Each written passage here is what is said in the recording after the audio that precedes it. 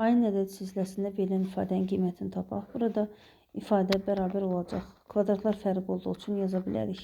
A5 çıxılsın A3 və A5 üstəgəl A3. Məxrəcdə isə A6 çıxılsın A2 və A6 üstəgəl A2. Deməli, A5 ilə A3-ün fərqi, A5-in əvəzinə biz əgər A3 üstəgəlsin 2D yaza bilərik, çıxılsın A3, vurulsun. Digər tərəfi aşağıdan yazaraq, vurulsun bu ifadə A3 üstəgəl 2D üstəgəlsin A3 yaza bilərəm.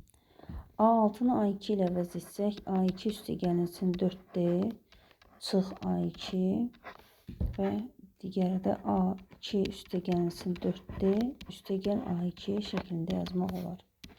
Bərabərdir. Yuxarıdakı ifadəmizdə A3-lər islah gedir. Aşağıda da A2-lər islah gedir. Deməli, yuxarıda qalır 2D, məxrəcdə 4D vurulsun. 2A3 üstəgəl 2D. 2-ni də çıxarsaq mötərizə xaricinə qalacaq A3 üstəgəl D.